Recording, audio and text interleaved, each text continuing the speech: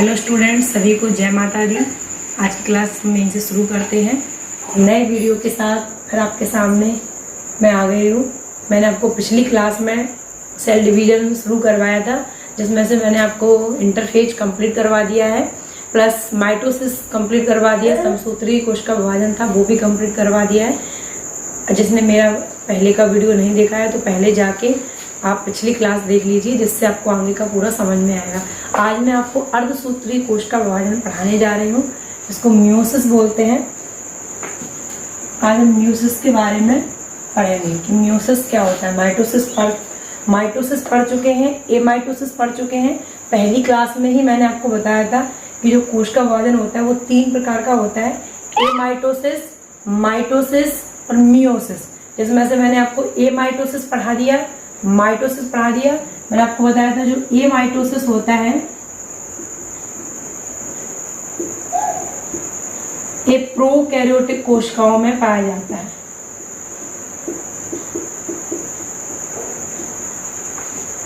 और जो माइटोसिस होता है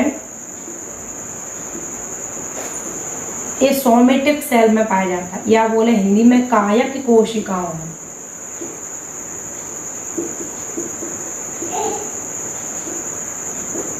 हमारी जितने भी एनिमल्स हैं उनकी सारी कायक कोशिकाएं होती हैं, जिनको इसको इंग्लिश में सोमेटिक सेल्स बोलते हैं।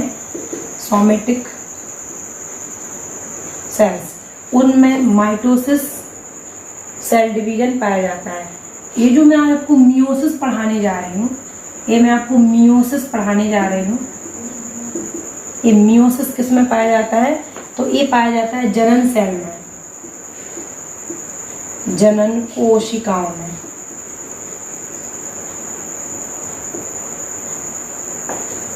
रिप्रोडक्टिव सेल्स में, या हम बोले जर्म सेल में, किसमें पाया जाता है? ये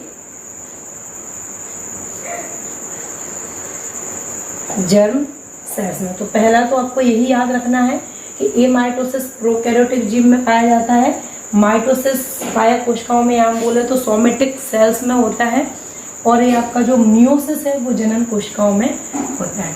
अगर मैं आपको एमाइटोसिस में आपको पहले ही पढ़ा चुकी हूँ, तो एमाइटोसिस आप छोड़ दें। प्रोकैरियोटिक कोशिकाएं होती किसमें है? तो बैक्टीरिया में होती है। तो बैक्टीरिया, अगर पूछा जाए कि बैक्टीरिया में इनमें से कौन सा कोशिका विभाजन होता है, तो आपको एमाइटोसिस लगाना है। इसको हिंदी में असूत्री कोशिका विभाजन कहते हैं। बैक्टीरिया पूछ लें, या ब्लू ग्रीन एल्गी, जो एक एल्गी होती है, एक शैवाल होती है, लेकिन उसको भी साइनोबैक्टीरिया बोलते हैं। उसमें दोनों के कैरेक्टर होते हैं, इसको हिंदी में नील हरित शैवाल कहते हैं। तो अगर वो भी पूछ लें तो वो उसमें भी एमाइटोसिस ही आ जाएगा। एमाइटोसिस एकदम इसको बोलें तो प्रत्यक्ष कोशिका विभाजन है। इसमें कोई कोशिकांग तो होते नहीं, न स्पष्ट इसमें केंद्र पाया जाता है। तो एकदम सिंपल सा है। आप मेरा पिछला लेक्चर देख लीजिए, आपको पूरा कंप्लीट समझ में आया है। वो जो माइटोसिस जो होता है, जो कायक कोशिकाओं में होता है, ये दोनों किस्में होते हैं, ये यूकैरियोटिक कोशिकाओं में पाए जाते हैं। कुछ लोगों को यही पता नहीं होगा कि ये यूकैरियोटिक और प्रोकैरियोटिक क्या होता है। तो आपको अगर यूकैरियोटिक और प्रोकैरियोटिक जानना है तो आप मेरा पहले का लेक्चर देख लें, एक सेल वाला लेक्चर है, उसमें मैंने प्रोकैरियोटिक कोशिकाएं और यूकैरियोटिक कोशिकाएं बहुत अच्छे से समझाई हैं।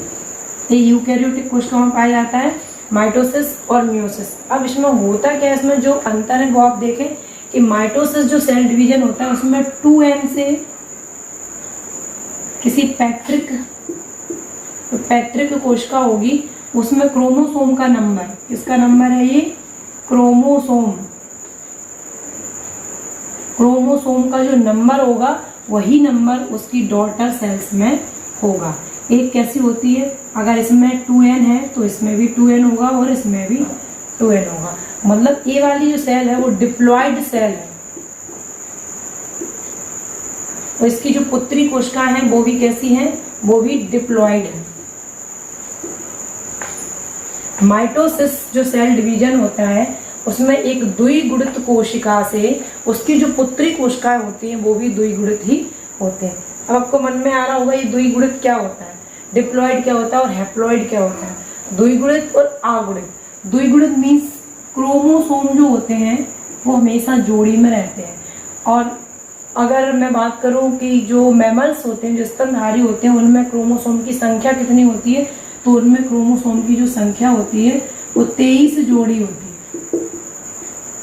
23 जोड़ी। ये हमेशा डिप्लॉयड होते हैं, द्विगुणित होते हैं। तो जो माइटोसिस सेल डिवीजन होता है, जो सोमेटिक सेल्स में पाया जाता है, इसमें अगर इसकी पैतृक कोशिकाओं में 23 क्रोमोसोम है, तो इसकी पुत्री जो कोशिकाएं होंगी उनमें भी 23 जोड़ी क्रोमोसोम ही आपको देखने को मिलेंगे। 2n नंबर ही होगा, मतलब ऐसा नहीं होगा कि यहाँ 2n हो और यहाँ n हो। लेकिन अगर मैं आपको बात करूँ मियोसिस की, तो मियोसिस में ये होता है कि अगर 2n एक सेल होती है, इससे 2 विभाजन होते हैं। पहला विभाजन होगा जिसमें हैप्लॉइड बनेगी, और इससे फिर 2 विभाजन होंगे, इसमें भी 2n से इसमें 4। इसमें अगर हम बात करें तो एक डिप्लॉइड सेल से, इसमें एक डिप्लॉइड सेल से 4 हैप्लॉइड सेल का निर्माण होगा। हैप्लॉइड सेल का निर्माण होगा किसमें? मियोसिस, जिसको आज मैं आपको पढ़ाने वाला हूँ। तो सबसे पहले ये छोटी छोटी जो बेसिक चीजें हैं वो आप कंप्लीट कर लें। इनसे भी क्वेश्चन बनते हैं। माइटोसिस सेल डिवीजन में क्या होगा, इसमें एक डिप्लॉइड सेल से उसकी जो डॉटर सेल्स बनेंगी, इसमें 1 से 2 डॉटर सेल बनेंगी, और वो भी कैसी होंगी? डिप्लॉइड होंगी। लेकिन अगर मैं मियोसिस की बात करूं, अगर मैं अर्धसूत्री कोशिका विभाजन की बात करूं, तो उसमें एक डिप्लॉइड सेल से 4 हैप्लॉइड कोशिकाएं बनेंगी। अगर मैं इनके नाम हिंदी में अगर बात करूं, तो माइटोसिस को समसूत्री बोलते हैं। समसूत्री, समान सूत्र हो जिसमें। समान सूत्र मीन्स अगर यहाँ 23 जोड़ी क्रोमोसोम है, सूत्र मतलब वही डीएनए के धागे, अगर यहाँ 23 जोड़ी है तो यहाँ भी होंगे और यहाँ भी होंगे। समसूत्री बोलते हैं इसको। इसको क्या बोलते हैं? अर्धसूत्री। तो नाम से ही समझ में आ रहा, अर्धसूत्री मीन्स इसमें कितने हैं? 2n है, और इसकी जो सेल्स बन रही उसमें उससे आधे रह गए। ठीक है, तो इसको बोलेंगे अर्धसूत्री कोशिका विभाजन। यहाँ 2n था और यहाँ 10 है। अगर कभी पूछे कि मियोसिस सेल डिवीजन में कितनी कोशिकाएं बनती हैं, और तो कितनी बनती हैं? 4 बनती हैं। एक डिप्लॉइड सेल से 4 हैप्लॉइड कोशिकाएं बनती हैं। एक द्विगुणित कोशिका से 4 अगुणित कोशिकाएं बनती हैं। यहाँ तक आपको बहुत अच्छे से समझ में आ गया होगा। जो भी चीज आपको समझ में नहीं आया करें, वो आप प्लीज कमेंट करके पूछ लिया करें। आगे देखें, ये तो थोड़ा सा मैं इसका बेसिक बता दिया। अब मैं आपको शुरू करती हूँ मियोसिस।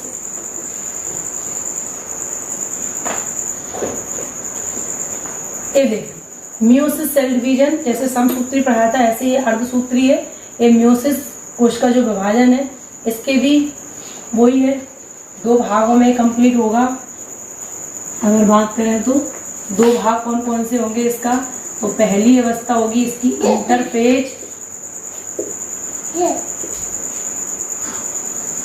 इंटरफेज, और दूसरी इसकी जो अवस्था होगी वो होगी डिवीजन फेज।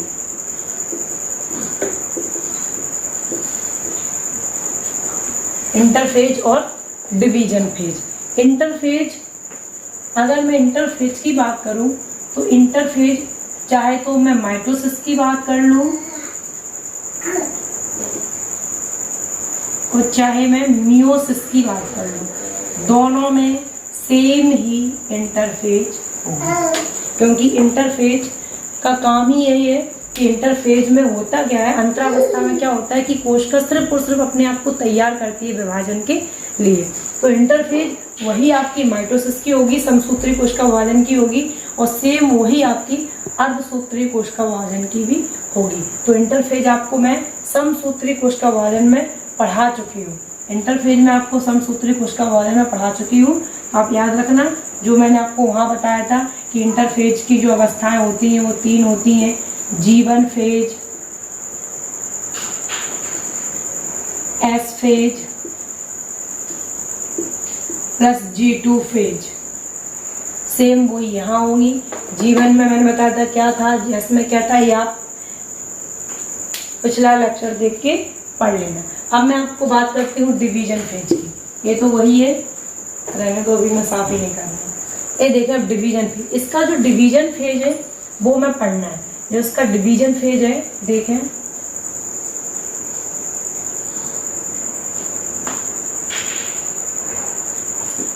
इसका जो डिवीजन फेज है वो भी, इसमें दो डिवीजन होते हैं, दो विभाजन होते हैं। पहला अगर हम बात करें तो मियोसिस फर्स्ट,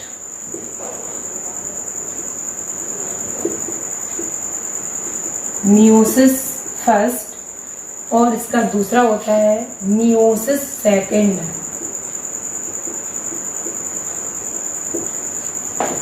मियोसिस फर्स्ट और मियोसिस सेकेंड। अगर मैं मियोसिस फर्स्ट की बात करूं तो इसके मियोसिस फर्स्ट में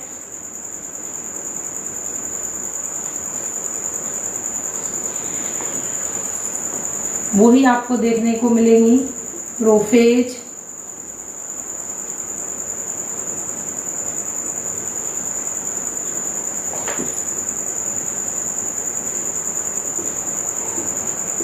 मेटाफेज,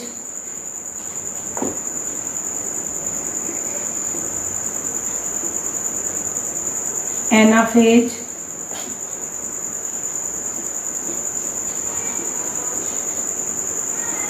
और टीलोफेज। अभी मियोसिस फर्स्ट है तो यहाँ पे आपकी प्रोफेज फर्स्ट हो जाएगी, ये आपकी मेटाफेज फर्स्ट हो जाएगी, ये आपकी एनाफेज फर्स्ट हो जाएगी और ये आपकी टीलोफेज फर्स्ट हो जाएगी। प्रोफेज, मेटाफेज, एनाफेज और टीलोफेज, ये आपकी चारों फेज हो जाएंगे। अब इसमें जो अंतर होता है वो क्या होता है, तो मैं आपको यहाँ बता देती हूँ कि प्रोफेज में क्या अंतर होता है, मेटाफेज।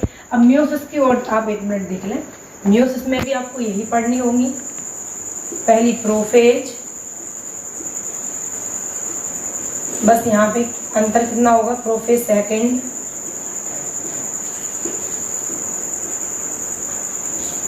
Metaphase second,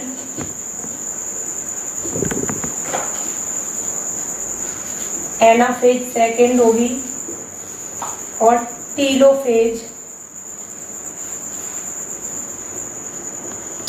second. आप ये चार्ट पूरा बना लेना। अब मैं आपको बताती हूँ इसकी जो प्रोफेज है वो आप थोड़ा सा देख लें एक बार कि इसकी जो प्रोफेज है उसमें 5 अवस्थाएं और होती हैं। उन 5 अवस्थाओं को मैं आपको और बता देती हूँ कि 5 इसमें कौन कौन सी होती हैं।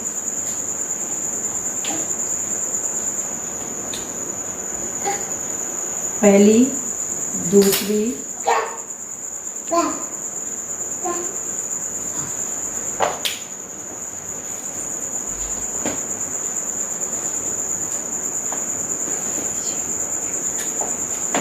पहली लैप्टोटीन, दूसरी है आपकी जायगोटीन, तीसरी है आपकी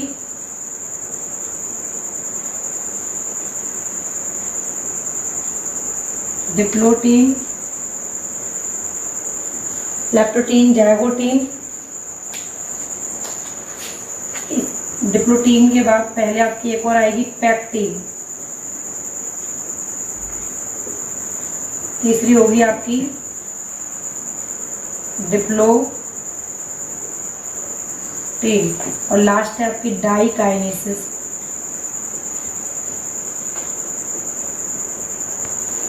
दिख रहा आपको नीचे विजुअल हो रहा, डाइकाइनेसिस।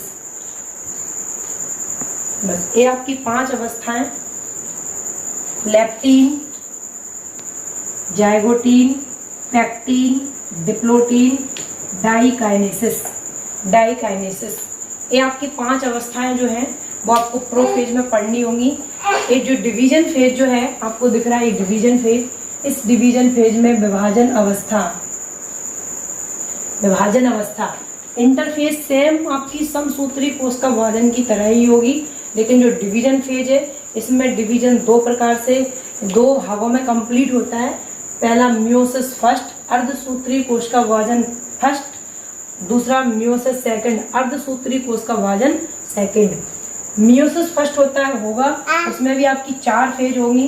पहली आपकी होगी प्रोफेज, दूसरी आपकी होगी मेटाफेज, तीसरी आपकी होगी एनाफेज और चौथी आपकी होगी टीलोफेज। लेकिन इसकी जो प्रोफेज है प्रोफेज में 5 और अवस्थाएं होती है। पहली आपकी लेप्टोटीन, दूसरी है जाइगोटीन, तीसरी है आपकी पैक्टीन, चौथी है आपकी डिप्लोटीन और पांचवी आपकी डाइकाइनेसिस। ये 5 अवस्था। इसको मैं आपको पूरा एक डायग्राम बना के, एक चार्ट बना के, अभी तो मैंने आपको बता दिया, इसको मैं आपको बताऊंगी कि ये कौन कौन सी होती है और कैसी होती है। मियोसिस सेकंड में हम पहुंचे तो मियोसिस सेकंड में सेम आपका माइटोसिस की तरह ही होता है। प्रोफेज पहली, मेटाफेज दूसरी, एनाफेज तीसरी और टीलोफेज चौथी होगी। ये आप देख लें और इस चार्ट को आप स्क्रीनशॉट ले लें या तो इसको आप बना लें।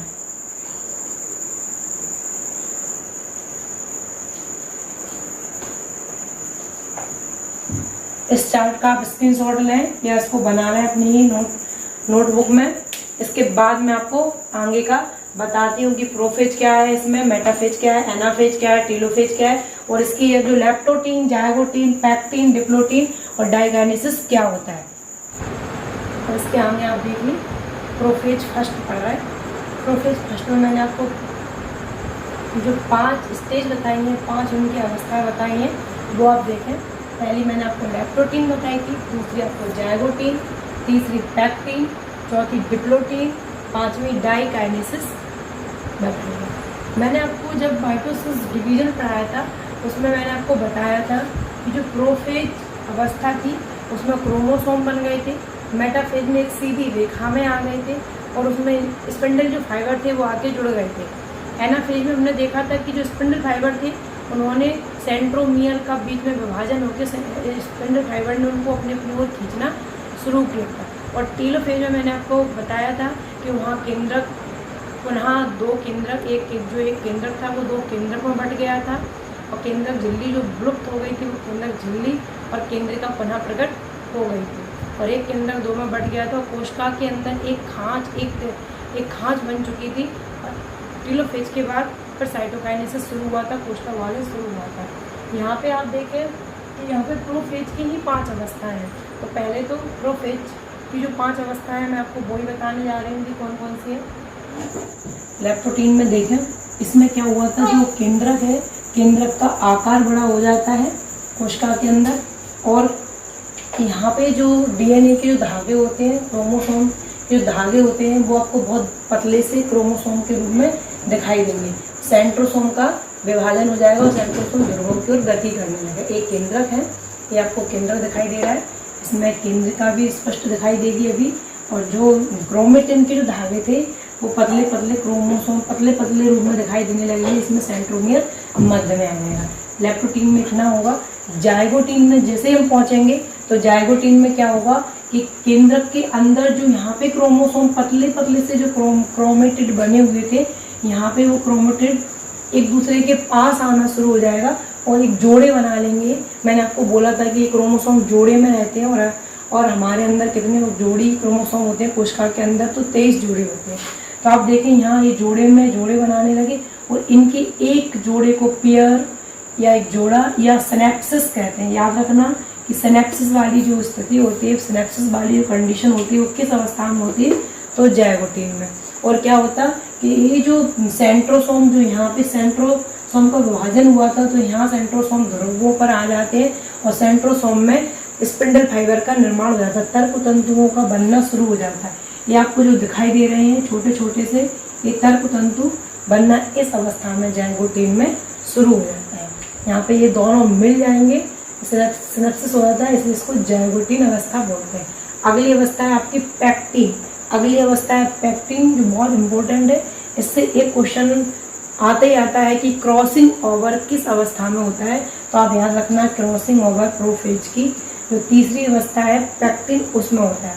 इसमें क्या होता है कि ये जो यहाँ पे पास आए थे ये मिल जाएंगे आपस में, तो इसमें आपको 4 क्रोमेटिड दिखाई देने लगेंगे। एक ही उसमें 4 क्रोमेटिड, जिसमें से 2 मेल होते हैं और 2 फीमेल होते हैं।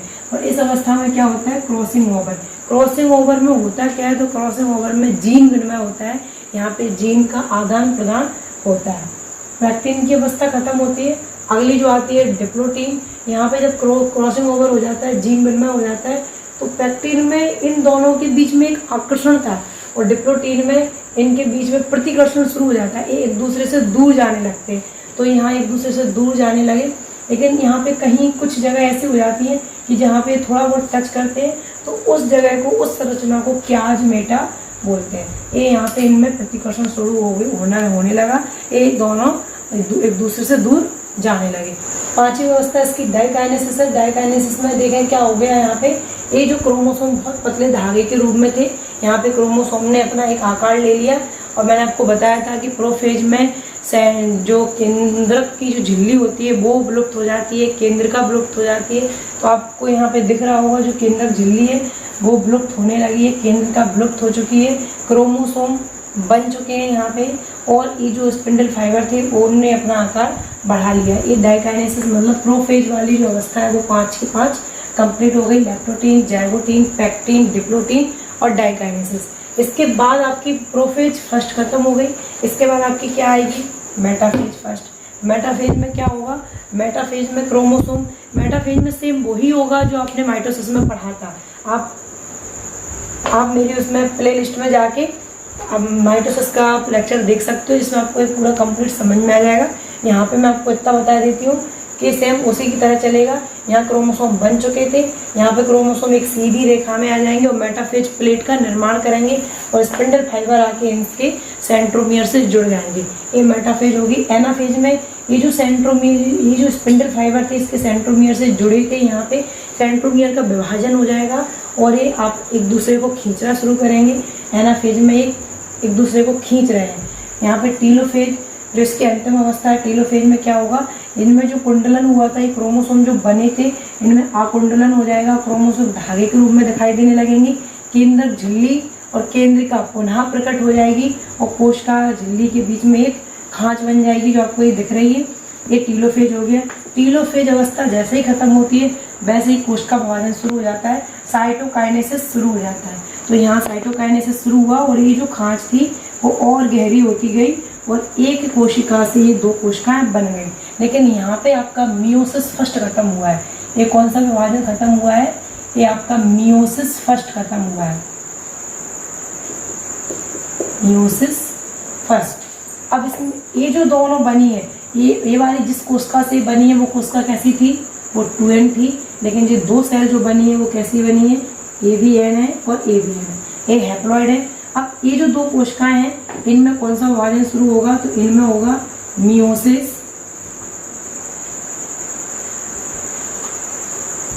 सेकंड। इनमें मियोसिस सेकंड होगा। मैं आपको ये क्लीन करके आगे दिखाती हूँ। आगे जिसको स्क्रीनशॉट लेना है वो स्क्रीनशॉट भी ले सकता है। आप स्क्रीनशॉट ले लें इसका।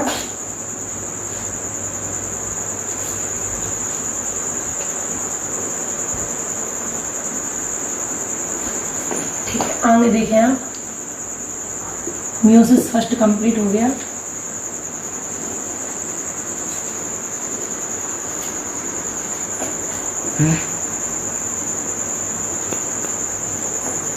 मियोसिस फर्स्ट कंप्लीट हो गया। अब आप देखें मियोसिस सेकंड। मैंने वहाँ पे आपको बता दिया था कि मियोसिस जो फर्स्ट था उसमें 2 सेल्स बन चुकी थी, दोनों के अंदर केंद्रक, एक केंद्रक, ये इसके क्रोमेटिन, ये इसकी केंद्रिका, ये यहाँ पे भी क्रोमेटिन बना दिया और एक केंद्रिका। ये कैसी बनी थी, दोनों N बनी थी, सिंगल नंबर 1 हैप्लॉइड सेल। एक डिप्लॉइड कोशिका से 2 हैप्लॉइड कोशिकाएं बन चुकी थी। ऐसा समझ लो एक डिप्लॉइड कोशिका है जिसका विभाजन हो रहा है और जिसमें मियोसिस फर्स्ट हो चुका है और मियोसिस फर्स्ट में ये 2 कोशिकाएं बन चुकी हैं। अब इससे 2 बनेंगी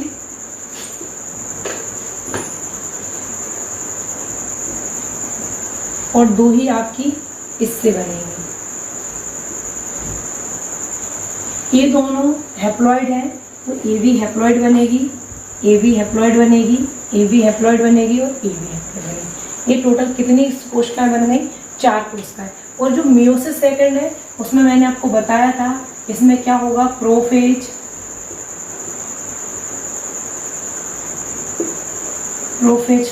second,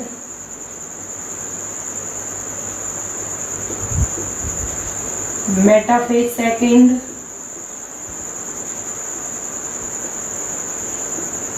anaphase second,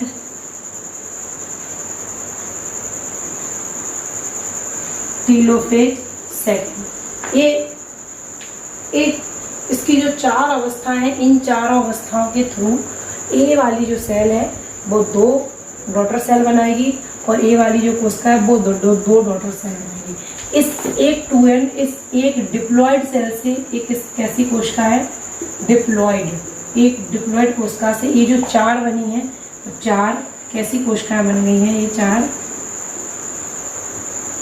haploid sales बन चुके हैं। अब आप बोलोगे प्रोफेज, मेटाफेज, एनाफेज, बस यहाँ पे आपको मियोसिस जो सेकंड है, मियोसिस सेकंड में आपको सिर्फ इतना लिखना है कि ये जो विभाजन है वो आपका माइटोसिस की तरह है। माइटोसिस या हम बोले तो समसूत्री कोशिका विभाजन, समसूत्री के समान। समसूत्री जो कोशिका विभाजन पढ़ाया सेम उसी के समान है। इसमें भी प्रोफेज में आपके क्रोमोसोम बनेंगे, केंद्रक झिल्ली विलुप्त होगी, केंद्रिका विलुप्त होगी। मेटाफेज में एक सीधी रेखा में क्रोमोसोम आएंगे। एनाफेज में स्पिंडल फाइबर उन क्रोमोसोम को सेंट्रोमियर से पकड़ के उनको खींचना शुरू करेंगे। टीलोफेज में एक केंद्रक 2 में बढ़ जाएगा और 2 केंद्रक का निर्माण हो जाएगा। केंद्रक झिल्ली पुनः प्रकट हो जाएगी, केंद्रिका पुनः प्रकट हो जाएगी। ऐसे करके 4 हैप्लॉइड कोशिका का निर्माण हो जाएगा। ये मैंने आपको आज मियोसिस डिवीजन कंप्लीट करवा दिया है। अब 2-3 पॉइंट और है इससे रिलेटेड, वो मैं आपको बता देती हूँ। आपको इसका स्क्रीनशॉट लेना है तो आप ले सकते हो। देखें आगे, ये विभाजन होता किसमें है, तो मैंने अभी आपको बता दिया, ये जनन कोशिकाओं में होता है। ये जनन कोशिकाओं में होता है। देखो हैप्लॉइड कोशिका मतलब इस विभाजन से किस चीज का निर्माण होता है, तो आप याद रखना इस विभाजन से युग्मक का निर्माण होता है। इस विभाजन से किसका निर्माण होता है, तो इस विभाजन से युग्मक का निर्माण होता है, जिसको हम क्या बोलते हैं, गैमेट्स। गैमेट्स का निर्माण होता है। गैमेट्स होते क्या हैं, तो गैमेट्स होते हैं शुक्राणु और अंडाणु। एक इसमें होगा शुक्राणु, या इसको हम क्या बोल सकते हैं, स्पर्म, इसको हम क्या बोल सकते हैं, ओवम। एक इसमें होता है आपका मेल में और एक इसमें होता है आपका फीमेल। इनका निर्माण आपका होता है किसके थ्रू होता है, तो मियोसिस विभाजन के थ्रू। यहाँ से स्पर्म बनेंगे, युग्मकों का निर्माण होगा। युग्मक या गैमेट्स हम किनको बोलते हैं, स्पर्म को और ओवम को। मैंने आपको पहले ही बताया था कि जो स्पर्म होते हैं उनमें क्रोमोसोम क्या होते हैं, XY, और जो ओवम होते हैं उनमें क्रोमोसोम क्या होते हैं, XX। तो इनकी कोशिकाएं जो होती हैं, इनमें जो कोशिकाएं होती हैं वो कैसे, इनके जो क्रोमोसोम होते हैं या इनकी जो कोशिकाएं होती हैं वो कैसे होती हैं, हैप्लॉइड होती हैं। हैप्लॉइड क्यों होती हैं, क्योंकि एक जो ओवम होता है उसमें एक ही X आएगा और एक जो स्पर्म होता है उस स्पर्म में या तो एक Y होगा या फिर एक X होगा। अगर Y होगा तो ये डबल इसमें नहीं है, ये डिप्लॉइड कोशिका नहीं है। अगर इसमें X और Y दोनों आ गए तो ये डिप्लॉइड हो जाएगी, लेकिन इसमें एक ही जो क्रोमोसोम होगा वो एक ही होगा, या Y होगा या X होगा। अगर ये ओवम में क्या है, यहाँ पे X है और यहाँ Y है, तो जब इन दोनों का फ्यूज होगा तो जायगोट जो बनेगा, फ्यूज होने के बाद जायगोट बनेगा और इसके अंदर ये दोनों क्रोमोसोम आ जाएंगे X और Y। ये जो सेल होगी वो कैसी हो जाएगी, डिप्लॉइड।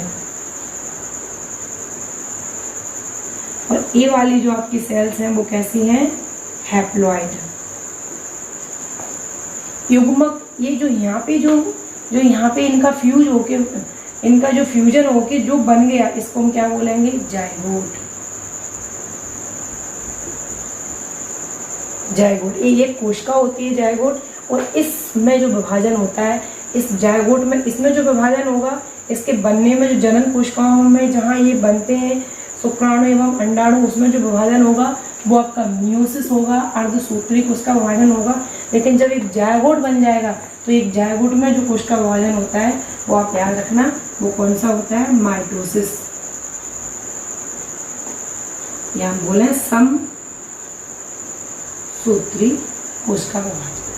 मैंने आपको पहले बताया था ये कंप्लीट हो गया मियोसिस का, मैंने ना आप पहले उसमें लेक्चर में बता दिया था, आप प्ले लिस्ट में जाके आप चेक कर लीजिए कि मियोसिस नाम फॉर्मर एवं मूरे ने दिया था, और बाकी ये मैंने आपको पूरा कंप्लीट करवा दिया है। कोई भी प्रॉब्लम हो आप कमेंट करके पूछ सकते हो। आज की क्लास यहीं पे एंड करते हैं। आपको मेरी क्लास समझ में आती है, पसंद आती है तो आप चैनल को लाइक करें, सब्सक्राइब करें, शेयर करें। Thank you.